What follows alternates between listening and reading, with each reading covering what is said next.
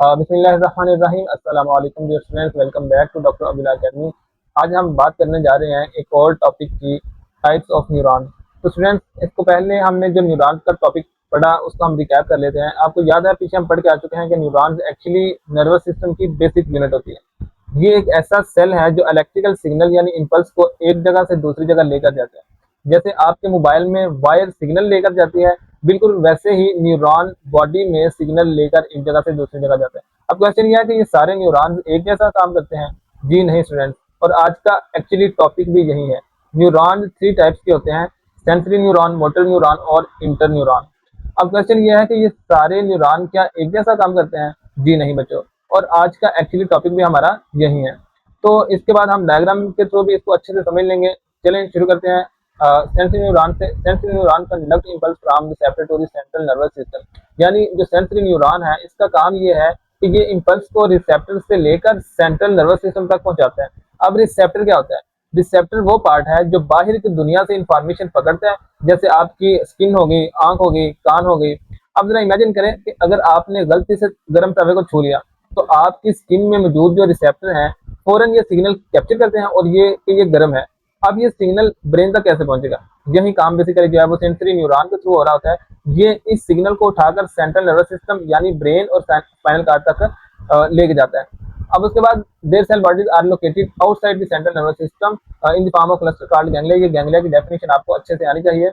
यानी जो sensory neuron का जो सेल बॉडी है वो सेंट्रल नर्वस सिस्टम से बाहर होता है और ये इकट्ठे होकर एक क्लस्टर, एक ग्रुप, एक जमा होने वाले चीज को कहते हैं क्लस्टर। क्लस्टर बनाते हैं जिसे गैंग्लिया कहते हैं।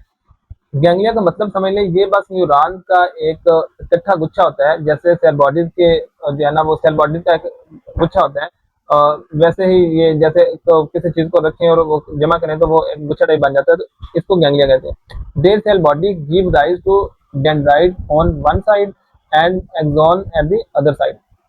यानी हमारे पास सेल बॉडी के एक तरफ से डेंड्राइट्स निकलते हैं और दूसरी तरफ से एक्सॉन निकलते हैं। यानी पहले डेंड्राइट होता है, फिर सेल बॉडी, फिर एक्सॉन, इस तरह करके इंफॉर्मेशन चलती है। तो वही कह रहा है कि सेंसरी न्यूरॉन आर यूनिपेयर। अब स्टूडेंट जो हमारे पास है यूनिपोलर, सॉरी, सेंसरी न्यूरॉन को यूनिपोलर कहते हैं क्योंकि इसका सिर्फ एक लंबा डेंड्राइट होता है। यूनि का मतलब होता है एक, तो यूनिपोलर का मतलब हुआ एक पोल या एक शाख वाला। क्योंकि इसके पास एक डेंड्राइट होता है इसलिए इसको यूनिपोलर कहते हैं सेंसरी न्यूरॉन को। तो it means that they have only one long dendrite. कोई बात कि ये जो है ना वो इसके पास सिर्फ एक ही डेंड्राइट होता है, तो ये क्या करते हैं लॉन्ग, और terminal end of dendrite has many smaller branches which are connected to the receptor.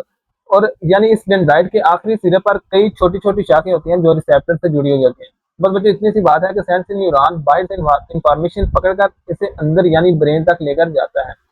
अब जो है वो अगला हम देख लेते हैं कि मोटर न्यूरॉन क्या करती है। Motor neuron conduct impulses away from the central nervous system. यानी कि ये मोटर न्यूरॉन का काम इसके बिल्कुल बरक्स है जो कि हम सेंसरी न्यूरॉन से पढ़ के आ चुके हैं कि ये इम्पल्स को सेंट्रल नर्वस सिस्टम से बाहर की तरफ लेकर जाता है। इमेजिन करें जब आपका जो ब्रेन है वो डिसीजन करता है कि हाथ को गर्म तवे से फौरन हटाओ, तो ये हुक्म जो ब्रेन से मसल तक जो जिसने एक्शन लेना है उधर तक कैसे पहुंचेगा? यही काम बेसिकली मोटर न्यूरॉन करती है। तो they have a cell body on one end along axon और एंड मैनी डेंड्राइट्स। अब स्टूडेंट्स ये आप इनकी जो कैरेक्टरिस्टिक्स हैं वो आपने देखनी है कि ये कितनी कितनी चीज़ों पर क्या वो मुश्किल होता है। तो ये कह रहा है कि मैनी डेंड्राइट्स, तो यानी मोटर न्यूरॉन के एक सिरे पर सेल बॉडी होती है, एक लंबा एक्सॉन होता है और बहुत सारे डेंड्राइट्स होते हैं। ये हर एक की अपनी अपनी कैरेक्टरिस्टिक्स हैं कि किसके पास क्या क्या होता है, ये डिफरेंशिएट आपको आना चाहिए। They cell bodies are located in this central nervous system. तो याद रखें बच्चों, ये सेंसरी न्यूरॉन से बिल्कुल बरक्स है, बिल्कुल उल्टा है। सेंसरी न्यूरॉन का जो सेल बॉडी है वो सीएनएस से बाहर था, जबकि मोटर न्यूरॉन का सेल बॉडी सीएनएस के अंदर होता है। यहाँ से बहुत अच्छा कंपैरिजन वाला क्वेश्चन बन सकता है और आपको ये कंपैरिजन आना चाहिए। They are multipolar. देखें ये भी सारे का सारा जो है ना वो बन सकता है, यहाँ से शॉर्ट क्वेश्चन बन सकता है कि differentiate between sensory neuron and motor neuron. तो ये मल्टीपोलर है, तो it means that they have many dendrites that branch out into many smaller dendrites। यानी जो मोटर न्यूरॉन है एक तो मल्टीपोलर होता है, यानी इसकी कई डेंड्राइट्स होते हैं जो आगे छोटी छोटी शाखों में बिट जाते हैं। बट जो सेंसरी न्यूरॉन था वो यूनिपोलर का मतलब उसका एक ही डेंड्राइट होता है, मल्टी का मतलब बहुत ज्यादा, बहुत सारी शाखों वाला। तो they dendrites make contact with each other in brain and spinal cord. अब यानी इनके डेंड्राइट्स ब्रेन और स्पाइनल कॉर्ड में मौजूद दूसरे न्यूरॉन से राब्ता करते हैं। तो देखिए बच्चों, मोटर न्यूरॉन जो है वो क्या करता है, हुक्म को दिमाग से मसल तक लेकर जाता है ताकि एक्शन करवा सके, ताकि अमल करवा सके। अब उसके बाद देख लेते हैं लास्ट वन जो इसका टाइप है इंटरन्यूरॉन। एसोसिएटिव न्यूरॉन भी इसको कहा जाता है। इस तरह के एमसीक्यूज बन सकते हैं कि इंटरन्यूरॉन को कहा जा सकता है, या तो फिर नीचे जो ऑप्शन आएंगे आपने उसको एसोसिएटिव न्यूरॉन को टिक करना होगा। तो अगर entirely within the central nervous system, तो they receiving pulse from sensory neuron और other interneuron and transmitting pulse to motor. तो स्टूडेंट्स यानी इंटरन्यूरॉन को एसोसिएटिव न्यूरॉन भी कहा जाता है, और ये मुकम्मल तौर पर सीएनएस के अंदर ही पाया जाता है। यानी ना इसका कोई हिस्सा बाहर जाता है ना ही बाहर से आता है, बस ये दिमाग जो हमारा ब्रेन है उसके अंदर और स्पाइनल कॉर्ड के अंदर ही रहता है। तो they receive impulse from central जो है सेंसरी न्यूरॉन और अदर इंटरन्यूरॉन। तो यानी ये सेंसरी न्यूरॉन या दूसरे इंटरन्यूरॉन से सिग्नल लेता है और आगे मोटर न्यूरॉन या फिर दूसरे इंटरन्यूरॉन को ही भेज देता है। तो सोचे अगर सेंसरी न्यूरॉन इंफॉर्मेशन का पोस्टमैन है तो बाहर से खत लेके आता है सेंसरी न्यूरॉन, और मोटर न्यूरॉन वो पोस्टमैन है जो बाहर हुक्म भेजता है। तो ये इंटरन्यूरॉन एक मैनेजर की तरह है जो इसके बीच में फैसला करता है कि खत कहाँ भेजना है। ये याद रखिएगा, एग्जाम में समझाने के लिए आपको बहुत काम आएगी। ये जो मैंने आपको अभी एग्जांपल दिया, अगर नहीं समझ आए दोबारा इसको सुनिएगा, आपको बहुत अच्छे से ये टॉपिक समझ आ जाएगा। Some interneurons have short axon and form circuits with nearby neuron to analyze small information. तो ये स्मॉल सर्किट, अच्छा अब जो है ना वो इंफॉर्मेशन, तो क्या होता है कि कुछ इंटरन्यूरॉन का एक्सॉन बहुत जो है ना वो छोटा होता है, और ये करीबी न्यूरॉन के साथ मिलकर छोटी छोटी इंफॉर्मेशन का तजिया भी करते हैं। जैसे other interneuron have long axon and connect with each other interneuron in different region of the brain and spinal cord. यानी कुछ दूसरे इंटरन्यूरॉन का एक्सॉन लंबा होता है जो ब्रेन और स्पाइनल कॉर्ड के डिफरेंट पार्ट्स को आपस में जोड़ते हैं। तो यहाँ से शॉर्ट क्वेश्चन बन सकता है कि इंटरन्यूरॉन को एसोसिएटिव न्यूरॉन क्यों कहा जाता है। तो बच्चों यही तीनों न्यूरॉन्स मिलकर हमारी पूरी नर्वस सिस्टम को चलाते हैं। तो और बच्चों एक आपको मैं इंटरेस्टिंग बात बताऊं, एक फैक्ट बताऊं कि इंसानी जिस्म में सेंसरी न्यूरॉन की तादाद करोड़ों में होती है, और ये सिग्नल को तकरीबन 120 मीटर फी सेकंड की रफ्तार से सफर करवाते हैं। मे भी आगे आपकी बुक में कहीं जिक्र किया गया हो। तो इसके बाद हम देख लेते हैं कि ये जो डायग्राम है, तो ये डायग्राम कवर करने के बाद आपको इंशाल्लाह ये सारे का सारा बहुत अच्छे से समझ आ जाएगा। आप विजुअलाइज जब कर पाते हैं ना एक चीज़ को, तो अच्छे से चीज़ें अंडरस्टैंड हो जाती हैं। अब इस डायग्राम को जरा गौर से देखिएगा, ये 15.2 फिगर है टाइप्स ऑफ न्यूरॉन की। तो स्टूडेंट्स इसमें एक सर्कल की शक्ल में पूरा जो है ना वो रास्ता दिखाया गया है। बाएं तरफ से एक रिसेप्टर है, तो ये रिसेप्टर बेसिकली क्या करते हैं कि जहां से एक सेंसरी न्यूरॉन शुरू हो रहा है, अब ये सेंसरी न्यूरॉन ऊपर जाकर एक दूसरे न्यूरॉन से मिल रहा है। मैं अगर आपको ये सेंसरी न्यूरॉन एक दूसरे न्यूरॉन से जाके आगे मिलता है, तो जिससे इंटर न्यूरॉन बेसिकली हम यहाँ पे जिक्र किया गया। अब इंटर न्यूरॉन ये क्या करता है, ये इंटर न्यूरॉन नीचे की तरफ एक और न्यूरॉन से जो है ना वो कनेक्ट होता है, जिसे हम क्या कह रहे हैं, मोटर न्यूरॉन। ये फिर इधर से नीचे आता है, मोटर न्यूरॉन के पास जाता है, फिर ये मोटर न्यूरॉन आगे जाके जो है वो इफेक्टर तक उसके इंफॉर्मेशन को पहुंचाते हैं। तो ये पूरा सर्कल बेसिकली एक कंप्लीट रिफ्लेक्स पाथवे है, रिसेप्टर से लेकर इफेक्टर तक। ये डायग्राम एग्जाम में आ भी सकती है, और इसलिए आपको अच्छे से लेबल करनी आनी चाहिए, और शॉर्ट क्वेश्चन के तौर पर पूछा भी जा सकता है कि इसका पाथवे कैसे कैसे होता है, या एमसीक्यू यानी कि एक आधा पॉइंट आगे पीछे करके एमसीक्यू भी बन सकते हैं। तो ये आपने डायग्राम को बहुत अच्छे से देखना है। इसके बाद हम बात कर लेते हैं स्टूडेंट,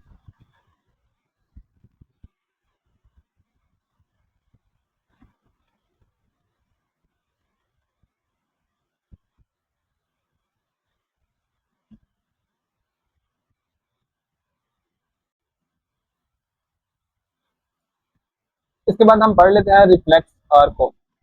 तो मेरे बच्चों इस पार्ट में हम रिफ्लेक्स आर को पढ़ेंगे और बॉडी में रिएक्शन कितनी तेजी से होता है, साथ ही हम देख लेंगे द नी जर्क रिफ्लेक्स। तो इसकी जो है वो डायग्राम भी बनी हुई है, उससे पूरा प्रोसेस भी समझेंगे, इस टॉपिक से क्या पूछा जा सकता है वो भी हम साथ देख लेंगे।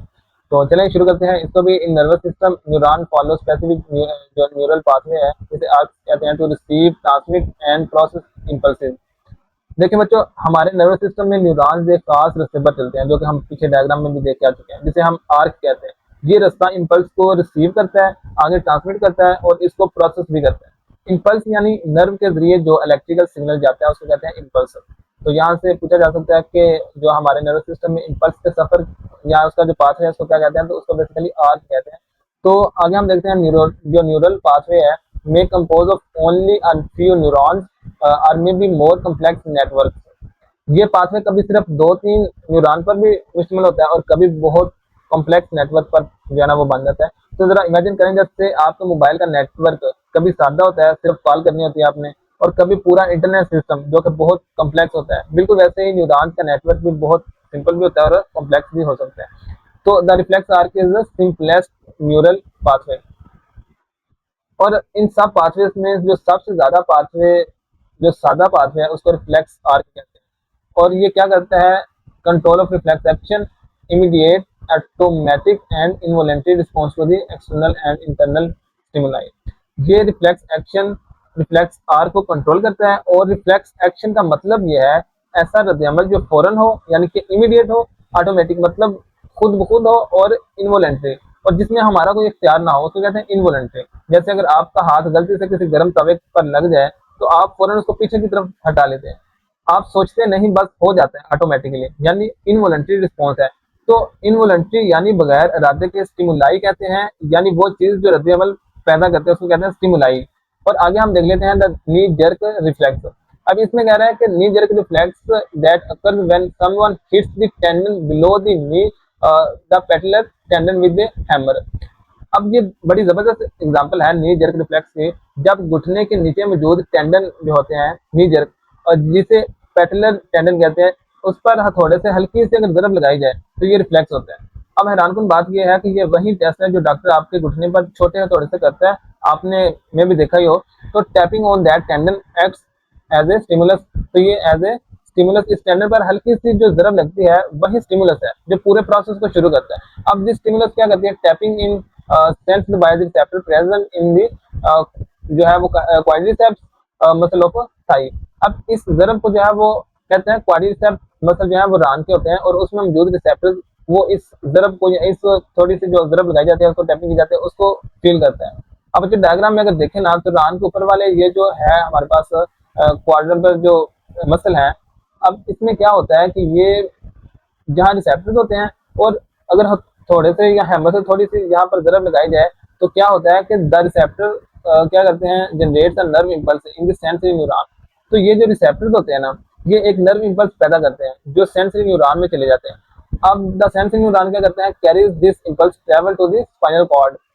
अब यही जो सेंसरी न्यूरॉन है ये इस इंपल्स को ले जाकर स्पाइनल कॉर्ड तक लेकर जाते हैं। अगर डायग्राम में भी आप देखें तो डायग्राम में वाज़ह दिखाया जा रहा है कि सेंसरी न्यूरॉन जैसे ही रिसेप्टर से फिर सेंसरी न्यूरॉन तक जाता है, सेंसरी न्यूरॉन का रास्ता ऊपर स्पाइनल कॉर्ड की तरफ चला जाता है, अब जाता हुआ आप देख भी सकते हैं। तो here the sensory neuron transfer this impulse, क्या करते हैं, इंपल्स को ट्रांसफर करते हैं motor neuron without involving into inter neuron. अब यहाँ स्पाइनल कॉर्ड में एक जबरदस्त बात होती है कि सेंसरी न्यूरॉन सीधा अपना इंपल्स मोटर जो न्यूरॉन है उसको दे देते हैं बगैर इंटर न्यूरॉन को इस्तेमाल किए हुए। आमतौर पर दरमियान में इंटर न्यूरॉन का काम होता है, मगर यहाँ शॉर्टकट रास्ता इस्तेमाल होता है, इसलिए ये रद्द अमल इतना तेज होता है। तो the motor neuron carries impulse to the effector quadriceps जो मसल है विच कॉन्ट्रैक्ट्स। तो होता क्या है अब कि जो हमारे पास मोटर न्यूरॉन है ये इंपल्स को लेके इफेक्टर तक जाता है, जो यहाँ क्वाड्रिसेप्स मसल ही है जो, और ये क्या करते हैं, मसल को कॉन्ट्रैक्ट करते हैं। अब इफेक्टर यानी जो इफेक्टर है हमारे पास वो आर्गन होते हैं जो इंपल्स जो मिलता है उसको, तो वो उसके ऊपर एक्शन लेते हैं, उस पर अमल करते हैं। तो फिर क्या होता है, it leads the extension of the lower leg at the knee और the lower leg kick forward. तो इसी वजह से हमारी टांग का जो निचले वाला हिस्सा होता है ना, जो घुटने से एक्सटेंड होता है, यानी आगे की तरफ उछलता है। और जैसे फुटबॉल में किक लगाते वक्त टांग अचानक आगे आ जाती है ना, आप इमेजिन करते हैं, तो वो बिल्कुल वैसे ही मूवमेंट यहाँ भी होती है, मगर ये खुद ब खुद होती है। तो उसके बाद हम नीचे भी देख लेते हैं जो 2-3 लाइनें रह गई कि in the mean time sensory neuron also activate the inter neuron in the spinal cord. तो क्या फिर होता है कि इसी दौरान सेंसरी न्यूरॉन एक और काम भी करता है, वो स्पाइनल कॉर्ड में मौजूद इंटर न्यूरॉन को भी एक्टिवेट कर देते हैं।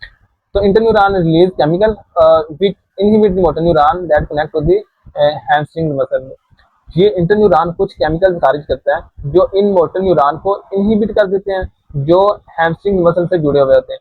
तो फिर क्या होता है कि it result in the relaxation of hamstring during the extension of lower leg. और इसीलिए जब टांग आगे की तरफ एक्सटेंड होती है तो हैमस्ट्रिंग मसल रिलैक्स हो जाता है, यानी एक मसल कॉन्ट्रैक्ट हो रहा और दूसरा उसी वक्त रिलैक्स हो रहा है। ये जो है ना वो कोऑर्डिनेशन है जिसे हम खुद ब खुद करता है विदाउट आपके सोचे हुए, यानी कि आप सोचते भी नहीं है उसके बगैर सारा कुछ हो रहा है। तो डायग्राम में भी ये सारा कुछ दिखाया गया है कि क्वाड्रिसेप जो कॉन्ट्रैक्ट हो रहा होता है और हैमस्ट्रिंग ये रिलैक्स हो रहा है। ये हैमस्ट्रिंग बेसिकली ये जो येलो कलर के हैं ये हैमस्ट्रिंग में कहाँ गए ये वाले, और ये जो रेड कलर के हैं ये आपके क्वाड्रिसेप्स हैं। तो और फिर इंटरन्यूरॉन का रास्ता अलग से जो है वो स्पाइनल कार्ड के अंदर दिखाया जा रहा है, आप देख सकते हैं। तो इसी तरह यहाँ से हमसे कुछ बन सकता है कि नी जर्क रिफ्लेक्स में हैमस्ट्रिंग मसल जो है वो क्या करता है, रिलैक्स करता है। और उसके बाद जो है ना वो इंटर न्यूरॉन नी जर्क रिफ्लेक्स में क्या इसका क्या रोल है, यहाँ से ये शॉर्ट क्वेश्चन पूछा जा सकता है। तो आपने इसको बहुत अच्छे से देखना है, बार बार इसको रिपीट करना है और अपना कॉन्सेप्ट जो है वो क्लियर करना है। तो इंशाल्लाह मिलते हैं नेक्स्ट वीडियो में नेक्स्ट लेक्चर के साथ, तब तक के लिए इतना ही, अल्लाह हाफिज़।